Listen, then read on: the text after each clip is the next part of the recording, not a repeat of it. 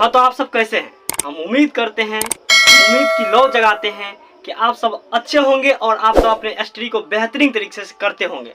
तो चलिए आज की क्लास में हम बात करेंगे जो आपको हम पढ़ा चुके थे पहले कि रसखान के बारे में फुल स्टोरी।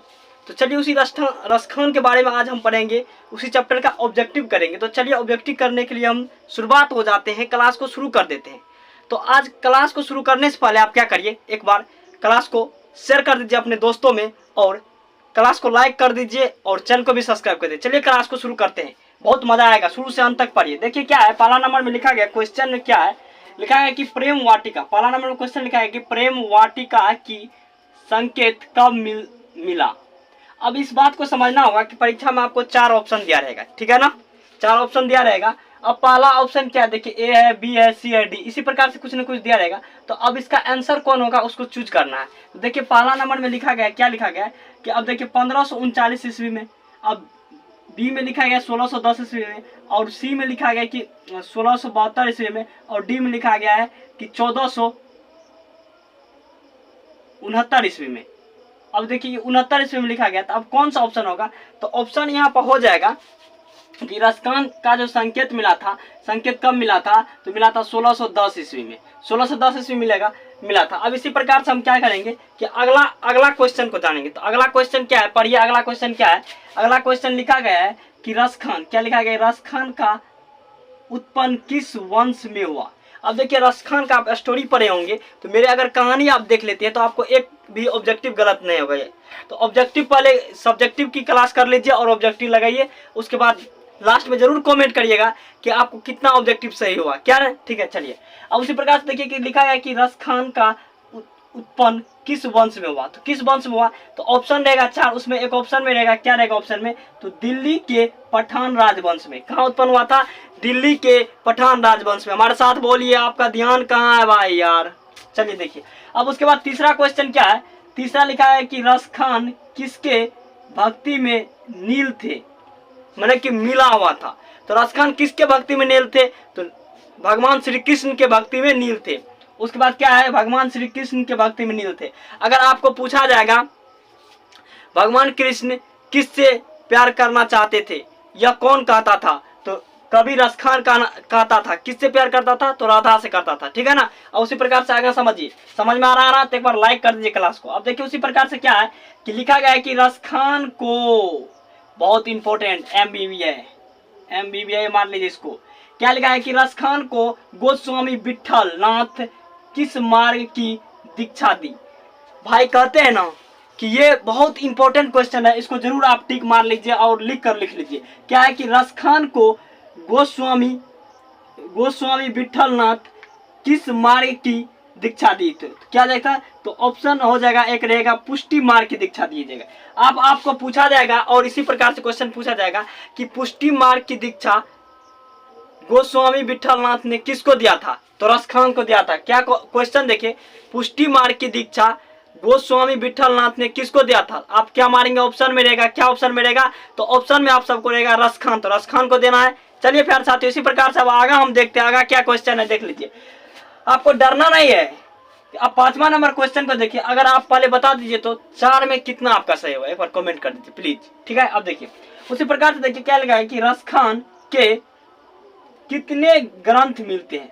अब देखिए क्वेश्चन ये है, आप सबसे पूछा गया है कि रसखान के कितने ग्रंथ मिलते हैं। तो पता है रसखान के कितने ग्रंथ मिलते हैं, तो ऑप्शन में जरूर रहेगा आपको 2। रसखान के कितने ग्रंथ मिलते हैं, तो 2 ग्रंथ मिलते हैं। अब पूछेंगे आप कौन कौन सा ग्रंथ मिलते हैं, जरा बता दो भाई। तो चलिए पहला ग्रंथ क्या है, पहला ग्रंथ है प्रेम वाटिका, दूसरा ग्रंथ है क्या, सुजान रसखान। पहला है प्रेम वाटिका और दूसरा है क्या है, सुजान रसखान। अब पूछेंगे कि प्रेम वाटिका में किसका निरूपण किया गया, तो प्रेम वाटिका में प्रेम का निरूपण माने कि प्रेम का निरूपण माने कि प्रेम की रचना की भाव बताया गया, किसमें, प्रेम वाटिका में।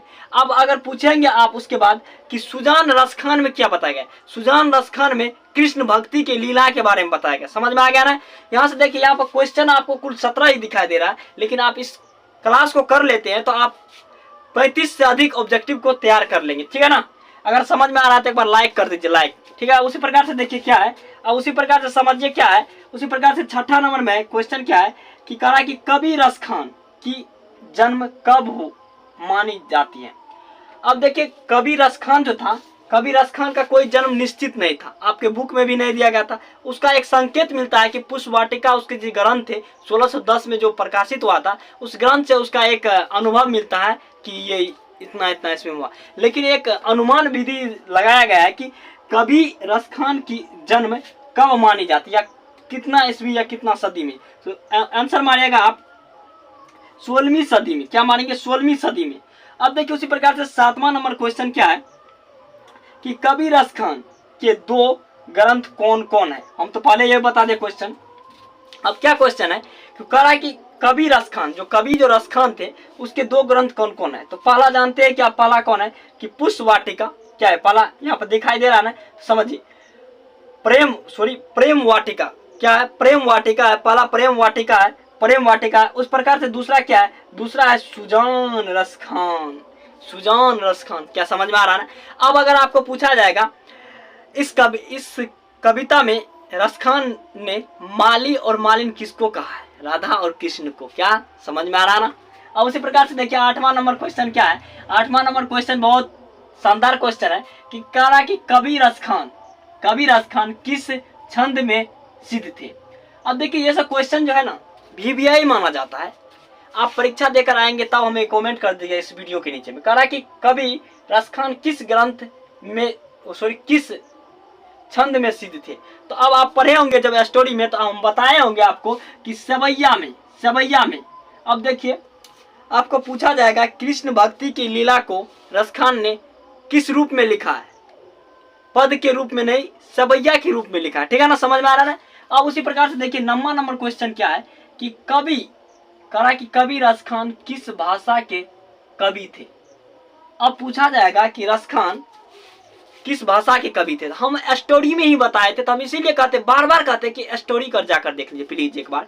क्योंकि आप चैनल पर जाइए, चैनल पर प्ले लिस्ट में जाइए, प्ले लिस्ट बना हुआ है कि काव्य खंड, गोधली बुक काव्य खंड, उस काव्य खंड में जाकर पढ़ लीजिए इस चैप्टर को। ठीक है, तब उसके बाद ऑब्जेक्टिव लगाकर आप कॉमेंट जरूर कर दीजिए। ठीक है ना। और उसी प्रकार देखिए 9वां नंबर क्वेश्चन क्या है कि कवि रस खान किस भाषा के कवि थे। तो ब्रज भाषा, देखिए कहीं कहीं पर ब्रज भी लिखा रहता है, कहीं कहीं वरज लिखा है। इस प्रकार से देख ली वरज, इस प्रकार से वरज भाषा। तो आपको घबराना नहीं। क्या घबराना है? नहीं घबराना है। वरज आया कि बरज, जो भी हो आप मार लीजिएगा। अब देखिए उसी प्रकार से आपको पूछा जाएगा कि कवि रस खान, क्या पूछा जाएगा कि कवि रस खान ने किसे चित्चोर कहा गया। तो क्वेश्चन हो जाएगा किससे चित्चोर कहा गया।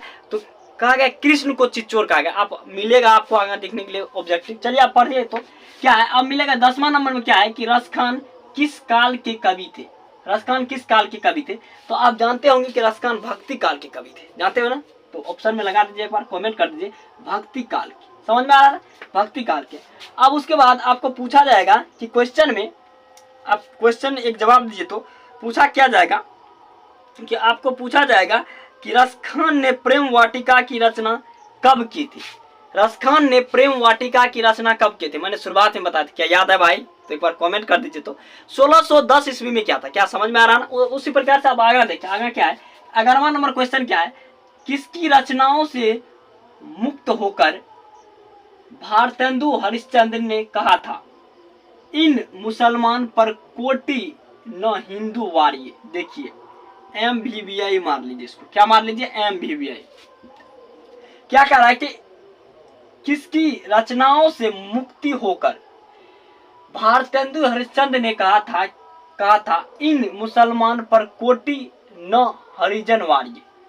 अब देखिए यह किसके रचना से मन की प्रसन्न होकर कहा था, मन की मुक्ति होकर। तो यह रस खान के। तो यहाँ पर क्या ऑप्शन में रहेगा, तो रस खान रहेगा, तो रस खान को रंगना है। चाहे B नंबर में रहेगा तो B को आपको इस प्रकार से रंगना होगा। क्या B को रंगना होगा। ठीक है ना। अब उसी प्रकार से समझना होगा कि जब यह कह रहा है कि आपको पूछा जाएगा, क्या पूछा जाएगा, आपको पूछा जाएगा, क्या पूछा जाएगा, इन मुसलमान क्या लिखा जाएगा कि इन मुसलमान पर कोटि हिंदू वारिये, यह किसकी रचना है। तो यह रस खान की रचना है। समझ में आ गया। अगर आपको इस प्रकार से घुमाकर क्वेश्चन पूछा जाता है, क्या क्वेश्चन कि क्या पूछा जाता है कि इन मुसलमान पर कोटि न हिंदू वारिये, यह किसकी मुक्ति होकर मिला था। तो भारतेंदु हरिश्चंद्र। क्या समझ में आ रहा है ना। तो एक बार लाइक कर दीजिए और चैनल को सब्सक्राइब कर दीजिए। चलिए उसी प्रकार से देखिए अब क्या लिखा गया 12वां नंबर में क्वेश्चन क्या है कि प्रेम यानी श्री राधिका पाठ कौन सी विधा है। देखिए ये सब विधा बात अगर आप याद करना चाहते हैं तो बहुत इंपॉर्टेंट हम ट्रिक वाला वीडियो बनाकर चैनल पर उपलब्ध है, तो जाकर एक बार देख लीजिए, ना ही आपको हंसी रुकेंगे और ना ही समझने में कोई दिक्कत होगा। ठीक है, तो पूछा गया कि प्रेम यानी श्री राधिका का कौन सी विधा है, तो कविता है। ये कौन सी विधा है, ये कविता है। अगर यहाँ पर पूछा जाएगा कि क्या पूछा जाएगा, तो इस बात को एक बार गौर कर लीजिए। पूछा जाएगा कि प्रेम यानी श्री राधिका कवि कौन है। अब पूछा जाएगा कि प्रेम यानी श्री राधिका के कवि कौन है, तो कवि तो इतना बार से तभी से पढ़ते आ रहे हैं कि कवि रस खान है। क्या पूछेगा प्रेम यानी श्री राधिका के कवि कौन है, तो कवि है क्या रस खान है। ये बात को समझ गए। अब उसी प्रकार से देखिए क्या है, अब उसी प्रकार से देखिए 13वां नंबर में कि रस खान दिल्ली से कहाँ चले गए। अब देखिए रस खान दिल्ली से ब्रजभूमि चले गए। रस खान दिल्ली से ब्रजभूमि चले गए, आंसर हो गया ब्रजभूमि। रस खान दिल्ली से कहाँ चले गए, ब्रजभूमि। ठीक है ना। अब देखिए आप एक बात को गौर कर लीजिएगा कि भगवान जो कृष्ण था वह राधा के प्रेम मन के प्रसंग में वह अतुट द्वितीय प्रेम की मन की दीवाने थे। ठीक है, अब यहाँ पर पूछा जाएगा कि रस खान दिल्ली से कहाँ चले गए, तो ब्रजभूमि। अब एक बात समझिए कि ये जो कवि है, ये कवि रस खान जो कवि है, इसको क्या माना जाता था, रसिक प्रेमिक कवि माना जाता था, अनुमान के द्वारा माना जाता था। क्या समझ में आ रहा ना। और उसी प्रकार से देखिए 14वां नंबर क्वेश्चन क्या है, प्रेम यानी श्री राधिका कविता के दोहे कहाँ से लिया गया है। देखिए ये सब VVI क्वेश्चन है। क्या VVI क्वेश्चन है, ये सब VVI क्वेश्चन है। क्या है कि प्रेम यानी श्री राधिका के दोहा, प्रेम यानी श्री राधिका कविता के दोहा कहाँ से लिया गया है, तो आप जरूर एक बार मारिएगा ऑप्शन में कि रस खान रचनावली से। हम इस क्वेश्चन को रिपीट करेंगे। क्या करेंगे, बोलिए मेरे साथ, आप जहां वहीं बोलिए। क्या बोलेंगे, आप क्या बोलेंगे कि आपको क्वेश्चन इस प्रकार से रहेगा कि प्रेम यानी श्री राधिका कविता के दोहे कहाँ से मिलता है, तो आपको जरूर ऑप्शन में रहेगा, 4 ऑप्शन में से एक ऑप्शन निश्चित रहेगा। क्या रहेगा कि रस खान रचनावली से। कहाँ मिलता है, रस खान रचनावली से। क्या समझ में आ रहा ना भाई, समझ में आ रहा था एक बार शेयर कर दीजिए तो अपने दोस्तों में। अब चलिए उसी प्रकार से देखिए 15वां नंबर में क्वेश्चन क्या है कि कवि ने मालिन किसको कहा है। अरे वाह क्या क्वेश्चन है, कवि ने माली और मालिन किसको कहा है, तो राधा और कृष्ण को कहा है। ठीक है ना। अब देखिए यहाँ पर माली और मालिन राधा और कृष्ण को कहा है, समझ गए ना। अब देखिए पूछा जाएगा आपको, क्या पूछा जाएगा आपको, ये बात पूछा जाएगा कि यहाँ पर बहुत अच्छा क्वेश्चन है, तो इस क्वेश्चन का आप आंसर एक बार दे देंगे तो क्या देंगे। अब देखिए क्या आप देंगे, क्वेश्चन है कि रस खान के सवैया की भाषा क्या था। अब क्वेश्चन हम आपसे ये पूछते कि रस खान की भाषा की सवैया क्या था, सवैया रस खान की भाषा की।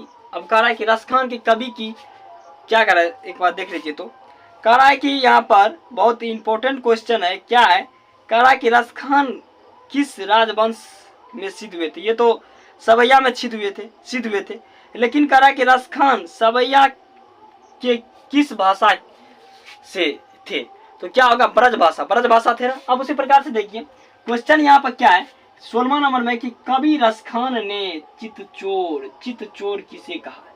कवि रस खान ने चित्तचोर किसे कहा। अब देखिए चित्त को चुराने वाला क्या था, कृष्ण को कहा है, तो यहाँ पर मारना होगा कृष्ण को कहा। ठीक है। अब देखिए लास्ट क्वेश्चन क्या है कि रस खान के रचनाओं काल के समय हो गया। यहाँ पर समय था, समय किसका राजकाल थे, तो जहांगीर का राजकाल था। हमने पढ़ाया था स्टोरी में प्यारे साथियों कि यहाँ पर आप पढ़े होंगे कि रस खान के रचना काल के समय किसका राजकाल थे, तो जहांगीर का राजकाल था। क्या जहांगीर का राजकाल था। तो आपने यहाँ पर क्या देखे, आपने फुल यहाँ पर ऑब्जेक्टिव की अध्ययन कर लिया। अगर स्क्रीनशॉट लेना चाहते हैं तो ले लीजिए। तो आई होप, हम उम्मीद करते हैं कि आशा करते हैं कि आप सबको ये क्लास बहुत अच्छा लगा होगा। तो क्लास अच्छा लगा है तो एक बार कमेंट कर दीजिए और लाइक कर दीजिए, दोस्तों में शेयर कर दीजिए और चैनल को सब्सक्राइब कर लीजिए। जय हिंद प्यारे साथियों।